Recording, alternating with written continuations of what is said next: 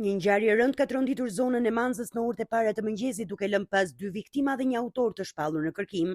Konflikti që sipas hetimeve ka nisur për një arsye thuajse absurde, përfundoi me përdorimin e armëve të zjarrit dhe me 2 të rinj të vrarë në vend. Sipas burimeve nga grupi hetimor, gjithçka ka ndodhur rreth orës 1:45 të mëngjesit pranë një lokali në qendër të Manzës. 2 të rinj, Flori Paluçi, 33 vjeç, dhe Arjanit Kurti, 23 vjeç, kishin mbërritur në lokal dhe i kishin kërkuar kamarierit të përgatiste kafe.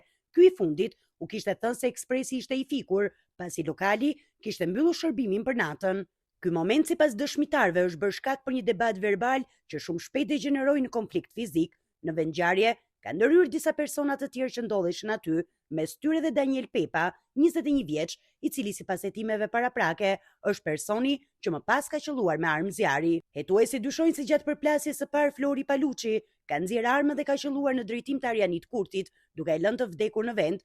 Menjëherë pas këtij momenti, sipas burimeve, Daniel Pepa, mik i Kurtit, ka marrë armën dhe ka qelluar për vdekje Paluçin, duke shkaktuar kështu vrasjen e 2 fish që ka tronditur Manzën. Pas krimit, Daniel Pepa është larguar me shpejtësi nga vendngjarja dhe është shpallur në kërkim nga policia. Në teren ndodhen forca të shumta të policisë së Durrësit dhe të Reneas, të cilat po zhvillojnë kontrolle në disa zona të mundshme, ku dyshohet se mund të jetë fshehur autori. Burime të sigurta bëjnë me dije se një prej viktimave, Flori Paluçi, ka pasur precedent penal në Itali, ku ka qenë i përfshirë më herët në një grup grabitësish që vepronin në territorin italian.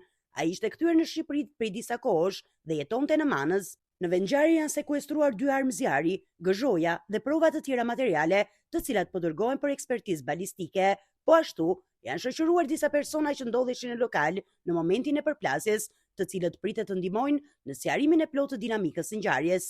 Nga ana tjetër, prokuroria e Durrësit ka ngritur një grup të posaçëm hetimor në drejtimin e prokurorit të çështjes për të dokumentuar ligjërisht të gjitha rrethanat e ngjarjes, për të përcaktuar shkakun real të konfliktit dhe për të identifikuar nëse ka pasur persona të tjerë të përfshirë. Ndërkohë, zona e Manzës mbetet e rrethuar nga forcat e rendit, ndërsa banorët shprehen të tronditur nga ngjarja, që sipas tyre ka ndodhur për arsye të pakuptimta. Hetimet vijojnë intensivisht për të zbardhur plotësisht motivin e vërtetë dhe rrethanat e kësaj vrasje të 2 fisht që ka tronditur Durrësin.